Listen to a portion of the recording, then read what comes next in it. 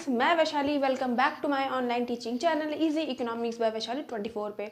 तो फ्रेंड्स, ये हमारे माइक्रो इकोनॉमिक्स सीरीज़ की 41 क्लास है, जिसमें आज हम नेक्स्ट मार्केट पढ़ेंगे, मोनोपोली के बारे में पढ़ेंगे। तो इससे पहले कि हम मोनोपोली स्टार्ट करें, हम प्रीवियस क्लास रिकॉल कर लेते कि हमने क्या पढ़ा था।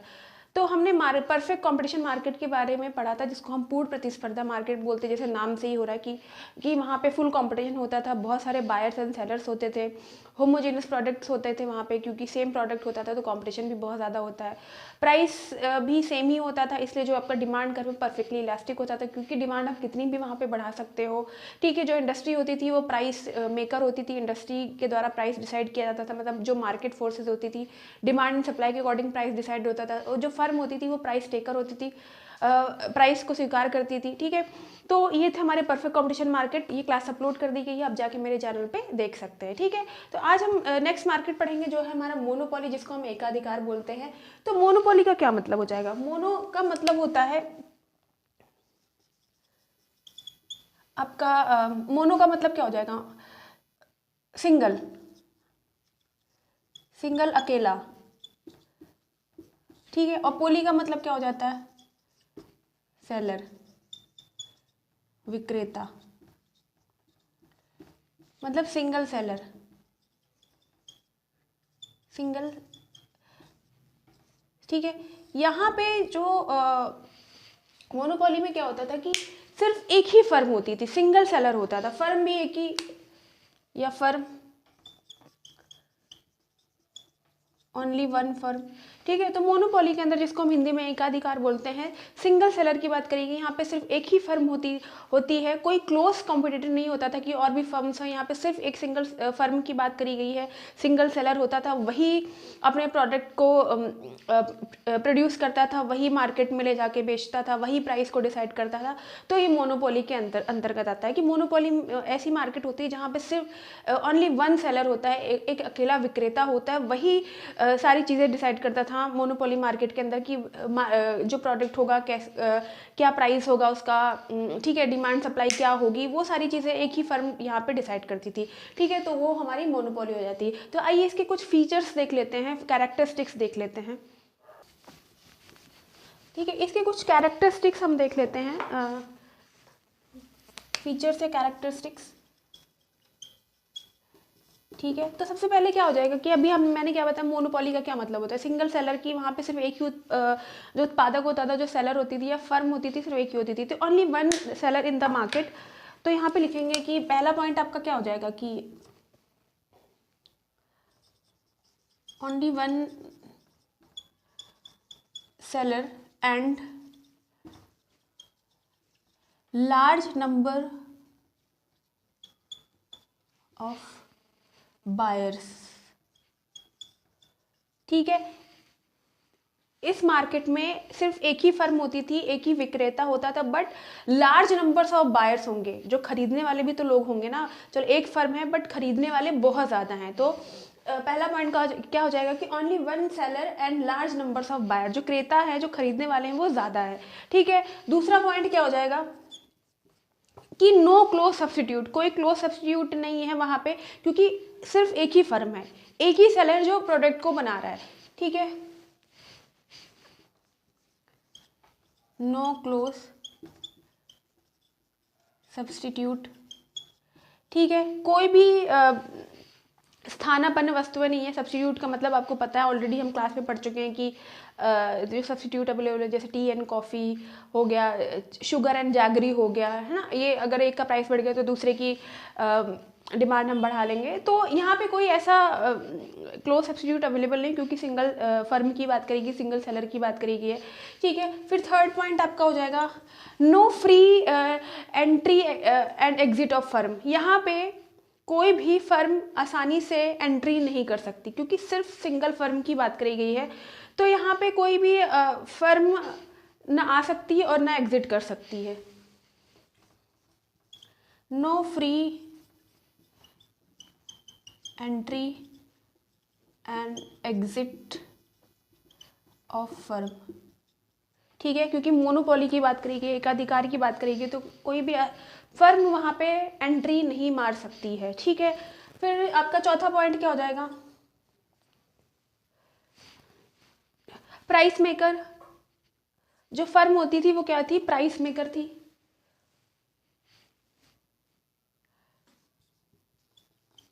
Firm is a price maker and control over prices, control all over prices.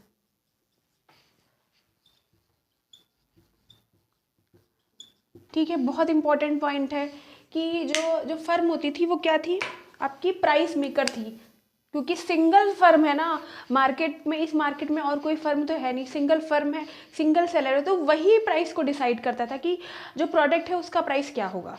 ठीक है, और सारे कंट्रोल ओवर प्राइसेस, जब एक ही फर्म है तो जितने भी प्राइसेस है उस वो ही कंट्रोल करता था। ठीक है, फिर आपका 5वां पॉइंट हो जाएगा price discrimination. Price discrimination, price discrimination का मतलब क्या हो जाएगा, जिसको हम मूल्य विभेद बोलते हैं। इसमें क्या होता है कि सिर्फ एक ही फर्म है, ठीक है, एक ही सेलर है, तो वो जो प्रोडक्ट होता था वो अलग अलग मार्केट में डिफरेंट डिफरेंट प्राइसेस पे बेचना, उसी को प्राइस डिस्क्रिमिनेशन बोलते हैं। ठीक है, कि एक मार्केट में आपने कम प्राइस का बेचा, दूसरी मार्केट में आपने ज़्यादा प्राइस का बेच दिया। ठीक है, इसी मार्केट को आप अपनी होम कंट्री की मार्केट में आप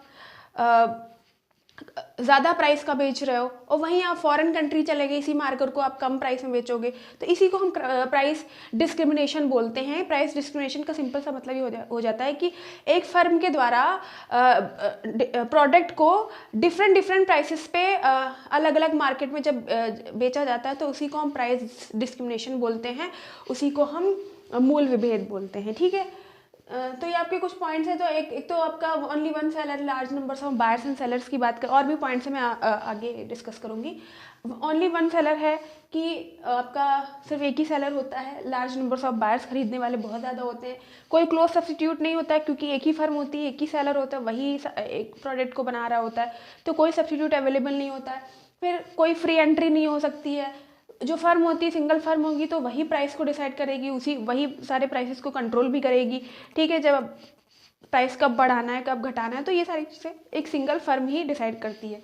प्राइस डिस्क्रिमिनेशन अभी मैंने समझा। ठीक है, तो एग्जाम्पल भी देख लेते हैं, जैसे मोनोपोली क्या होता है, जैसे आपका रेलवे, रेलवे का क्या कोई सब्सटीट्यूट अवेलेबल है, इसका एग्जाम्पल मैं लिख देती हूँ यहाँ पे। एग्जाम्पल में क्या हो जाएगा आपका, रेलवे।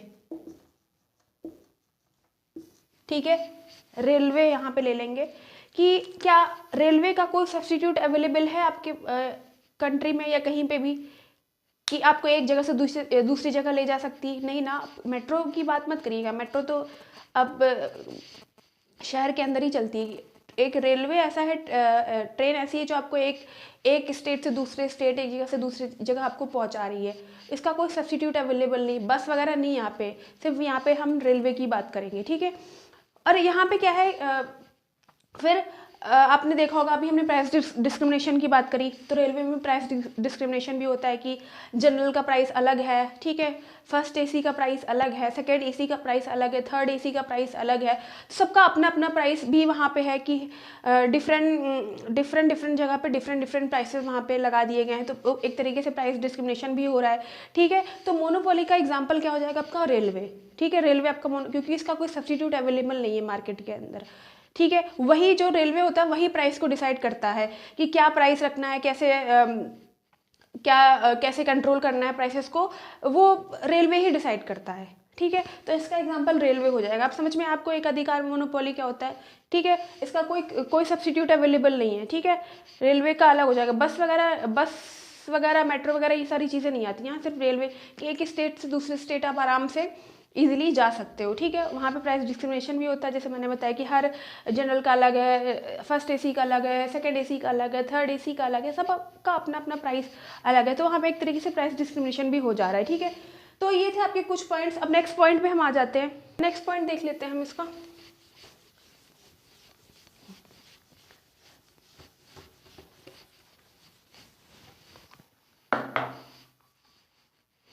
सिक्स पॉइंट हो जाएगा आपका कि जो आपका डिमांड कर्व होता है वो डाउनवर्ड स्लोपिंग का होता है, ठीक है।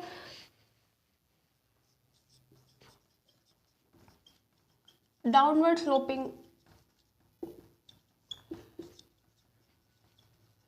डिमांड कर्व, मतलब जो आपका AR है, ठीक है, जो AR को यहाँ पे डिमांड कर्व बोला गया है, तो जो आपका डिमांड कर्व है वो डाउनवर्ड स्लोपिंग का है। ऐसा इसलिए है डाउनवर्ड स्लोपिंग का, पता है आपका क्यों? क्योंकि प्राइस और क्वांटिटी के बीच में जब इन्वर्स रिलेशनशिप होता है तभी जो आपका डिमांड कर्व होता है वो नीचे की तरफ गिर रहा होता है, जो मतलब जो आपका एवरेज रेवेन्यू है वो नीचे की तरफ गिरता हुआ। ऐसा क्यों है? क्योंकि जब किसी चीज़ की जब हमें ज़्यादा क्वांटिटी बेचनी होती है तो प्राइस को हमें कम करना पड़ता है, ठीक है। तो इसीलिए आपका जो डिमांड कर्व है वो डाउनवर्ड स्लोपिंग का हो जाता है, जो आपका AR है वो डाउनवर्ड स्लोपिंग का हो जाएगा। तो यहाँ पे जो average revenue is greater then MR है, ठीक है। इसीलिए जो आपका average revenue is greater then MR है, क्योंकि इनवर्स रिलेशनशिप है और किसी चीज़ की क्वांटिटी को ज़्यादा बेचने के लिए हमें प्राइस कम करना पड़ता है, या किसी चीज़ की क्वांटिटी हमें कम बेचनी है तो प्राइस हम ज़्यादा कर देते हैं। तो इनवर्स रिलेशनशिप होता है ना, यही तो था क्वांटिटी आपकी, ठीक है। यही रीज़न है कि आपका जो डिमांड कर्व नीचे की तरफ गिरता होता है, यहाँ पे AR जो आपका होता है वो MR से ज़्यादा होता है, ठीक है। अब इसका डायग्राम हम देख लेते हैं।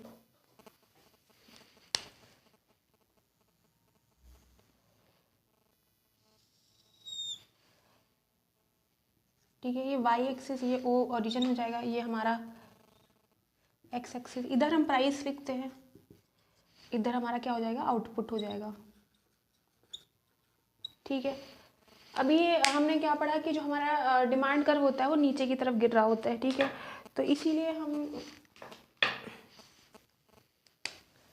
ये आपका एवरेज रेवेन्यू है, इसको हम डिमांड कर्व भी बोलेंगे।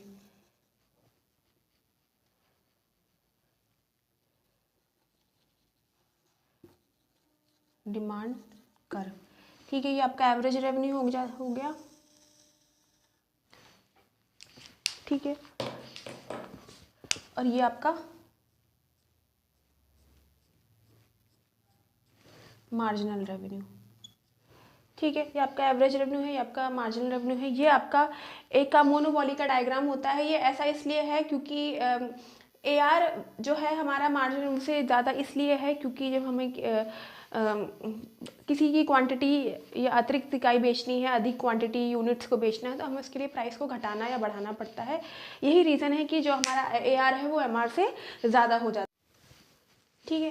तो ये था आपका मोनोपोली का डायग्राम। इसको हम मोनोपोली, यहाँ पे मैं लिख देती हूँ, मोनोपोली में जो डिमांड कर्व होता है नीचे की तरफ होता है। मोनोपोली अपना जो प्रॉफिट है उसको कैसे अधिकतम कर पाता है वो हम देख लेते हैं दूसरे डायग्राम में, ठीक है। ये तो आपका सिंपली सा मोनोपोली का डायग्राम है, सिंपल सा यही डायग्राम होता है, ठीक है। ये आपका एवरेज रेवेन्यू, ये आपका मोनोपोली का डायग्राम होता है, नीचे गिरता होता है, ठीक है। यहाँ पे जो AR होता है वो मार्जिनल रेवेन्यू से ज़्यादा होता है, ठीक है। तो ये था, ठीक है। अब यहाँ पे देख लेते हैं कि जो मोनोपोली है जो लाभ को अधिकतम कैसे कर सकता है, कि जो प्रॉफिट है उसको कैसे बढ़ा सकता है, कब बढ़ता है उसका प्रॉफिट। तो एक डायग्राम बना के देख लेते हैं उसमें।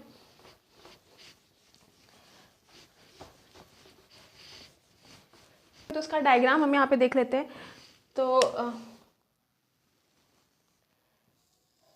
ठीक है, इधर Y एक्सिस इधर हमारा ओरिजिन हो जाता है, इधर हम X एक्सिस, इधर हम आउटपुट की क्वांटिटी होगी वो, इधर हम प्राइस, ठीक है।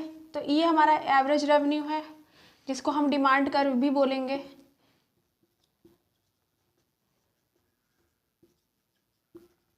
ठीक है। और फिर हमारा मार्जिनल रेवेन्यू, ठीक है, ये हमारा मार्जिनल रेवेन्यू, ठीक है। अब जो हमारा एवरेज कॉस्ट होगा ये दोनों को कट करेगा, ठीक है। ये हमारा एवरेज कॉस्ट है। अब जो एवरेज कॉस्ट है मार्जिनल कॉस्ट उसको उसके मिनिमम पॉइंट पे कट करता है, ठीक है, उसको भी हम कट करेंगे, ठीक है। ये हमारा मार्जिनल कॉस्ट हो गया, ठीक है।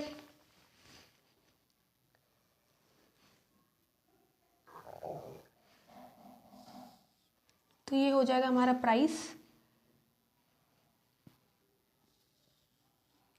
और ये हो जाएगी हमारी कॉस्ट, ये हमारी हो जाएगी क्वांटिटी। ठीक है, तो ये हमारा डायग्राम हो गया है। तो इसका मतलब है कि ये जो है आपका प्रॉफिट बता रहा है, यहाँ पे आपको प्रॉफिट हो रहा है।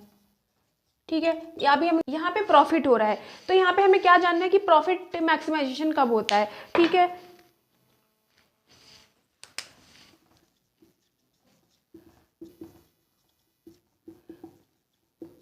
एक फर्म को प्रॉफिट कब होता है, वो अपना या प्रॉफिट को कैसे बढ़ा सकता है। ठीक है, यहाँ पे 2 पॉइंट्स हो गए। इसका मतलब है ये इस डायग्राम में ये शो किया गया है कि यहाँ पे आपका प्रॉफिट हो रहा है क्योंकि कॉस्ट आपकी प्राइस से कम है। ठीक है, प्राइस से कॉस्ट आपकी कम आ रही है। तो एक तो पहला पॉइंट क्या हो जाएगा कि आपका जो प्रॉफिट कैसे मैक्सिमाइजेशन होगा, पहला पॉइंट हो जाएगा कि आपका जो MR होता है इक्वल्स टू MC, जो MR है MC के बराबर होना चाहिए।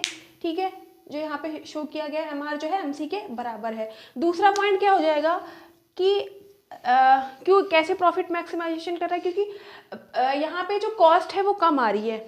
ठीक है, प्राइस जो हमारा एवरेज रेवेन्यू है is greater than marginal cost. ठीक है, जो कॉस्ट आ रही है वो कम है, आपकी कॉस्ट कम आ रही होगी तो क्या होगा कि आपको प्रॉफिट हो रहा होगा। ठीक है, लिख सकते हैं average revenue is greater than average cost, ये इसको प्राइस भी बोलेंगे। ठीक है, तो आपके दो फर्म अपना प्रॉफिट मैक्सिमाइजेशन कैसे कर सकता है। एक तो पहला आपकी कंडीशन, यहाँ पे 2 कंडीशंस हैं कि कैसे प्रॉफिट मैक्सिमाइजेशन होगा कि एक तो आपका MR इक्वल्स टू MC होना चाहिए, जो मार्जिनल रेवेन्यू है मार्जिनल कॉस्ट के बराबर होना चाहिए, तब आप प्रॉफिट में होंगे। या दूसरा क्या है कि जो आपका जो प्राइस है वो is greater than marginal cost, जो revenue is greater than average cost. ठीक है, तो ये थे आपका डायग्राम एंड इसके 2 कंडीशंस की प्रॉफिट मैक्सिमाइजेशन कैसे होगा। ठीक है दोस्तों, इसका डिमांड कर्व जो होता है नीचे गिरता हुआ होता है यार, क्यों, क्योंकि रीजंस मैंने बताया कि आपका जो क्वांटिटी होती है बढ़ाने के लिए प्राइस को डिक्रीज या इंक्रीज करना पड़ता है। ठीक है, क्वांटिटी बढ़ाने या घटाने के लिए, इसलिए जो इसका मोनोपोली का जो डिमांड कर्व होता है नीचे गिरता हुआ होता है। ठीक है, प्रॉफिट मैक्सिमाइजेशन के 2 कंडीशंस मैंने यहाँ पे बताए। ठीक है दोस्तों, तो ये था मोनोपोली का हमने मतलब यहाँ पे सीधा सा मतलब यही होता है, सिंपल सी मीनिंग यही है कि एक सिर्फ सिंगल सेलर यहाँ पे होते हैं, सिंगल फर्म होती है यहाँ पे, पर जो बायर्स होते हैं बहुत सारे होते हैं। जैसे कि मैंने एग्जांपल दिया, रेलवे का एग्जांपल दिया कि रेलवे का कोई सब्स्टिट्यूट अवेलेबल नहीं है, कोई क्लोज सब्स्टिट्यूट अवेलेबल नहीं है। ठीक है, एक सिंगल ही रेलवे है। ठीक है, जो हमको इधर से उधर आसानी से स्टेट टू स्टेट ट्रैवल कराता है। ठीक है, बट वहाँ पे देखा होगा आपने बायर्स बहुत सारे हैं। ठीक है, फिर यहाँ पे प्राइस डिस्क्रिमिनेशन भी होता है, जैसे कि मैंने बताया कि जनरल का प्राइस अलग है, आपका फर्स्ट AC का अलग है, सेकंड AC का अलग है, थर्ड AC का अलग है। ठीक है, तो प्राइस डिस्क्रिमिनेशन बहुत इंपॉर्टेंट है। आपसे एग्जाम में ऐसे भी पूछ सकते हैं कि प्राइस डिस्क्रिमिनेशन मूल विभेद क्या होता है, कि फर्म के द्वारा प्रोडक्ट को डिफरेंट प्राइसेस पे डिफरेंट मार्केट में बेचना, वही हमारा प्राइस डिस्क्रिमिनेशन कहलाता है। कि एक वस्तु को हम अलग अलग प्राइस पे, अलग अलग मूल्य पे, अलग अलग मार्केट में जब बेचते हैं तो वही हमारा मूल्य विभेद होता है, उसी को हम प्राइस डिस्क्रिमिनेशन कहते हैं। ठीक है, इसी को हम राशि पतन या डंपिंग भी बोलते हैं। ठीक है, तो इम्पॉर्टेंट है जो कैरेक्टरिस्टिक्स मैंने लिखाए हैं MCQ में, वहीं से पूछेंगे आपसे कि सिंगल सेलर किस में होता है, तो मोनोपोली में होता है, इसमें कोई क्लोज सब्स्टिट्यूट नहीं होता है, डिमांड कर्व भी आपका नीचे की तरफ हो रहा होता है, इनवर्स रिलेशनशिप होता है प्राइस एंड क्वांटिटी में, इसलिए। ठीक है, फिर जो फर्म होता है वो प्राइस मेकर होता है, बहुत इंपॉर्टेंट पॉइंट है, जो फर्म होता है वो प्राइस मेकर होता है, फर्म के द्वारा ही प्राइस को कंट्रोल किया जाता है, वही प्राइस को डिसाइड करता है क्या प्राइस होना चाहिए क्या नहीं होना चाहिए। ठीक है, तो ये था आपका मोनोपोली, इसको हिंदी में हम लोग एकाधिकार बोलते हैं दोस्तों। तो आज हम यहीं तक पढ़ेंगे, और समझ में आए तो प्लीज़ कमेंट सेक्शन में ज़रूर बताइएगा। बहुत ही इजी लैंग्वेज में, बहुत ही आसान भाषा में मैं कॉन्सेप्ट को यहाँ पे पढ़ा रही हूँ रियल लाइफ एग्जांपल देख के। तो प्लीज़ दोस्तों बस आपसे यही कहना है, मेरे चैनल को भी ढेर सारा प्यार दीजिए, लाइक शेयर एंड सब्सक्राइब करिए। मिलते हैं नेक्स्ट क्लास में नेक्स्ट मार्केट के साथ, जो है हमारी मोनोपोलिस्टिक कंपटीशन। अभी तक हम मोनोपोली पढ़ रहे थे, अब हम मोनोपोलिस्टिक कंपटीशन पढ़ेंगे, जिसको हम हिंदी में एकाधिरात्मक मार्केट बोलते हैं दोस्तों। वो हम नेक्स्ट क्लास में पढ़ेंगे। आज के लिए इतना ही, and yes press the bell icon ताकि मेरी वीडियो की नोटिफिकेशन आपको टाइम से मिलते हैं नेक्स्ट क्लास में न्यू टॉपिक के साथ। बाय दोस्तों, नमस्ते, थैंक यू।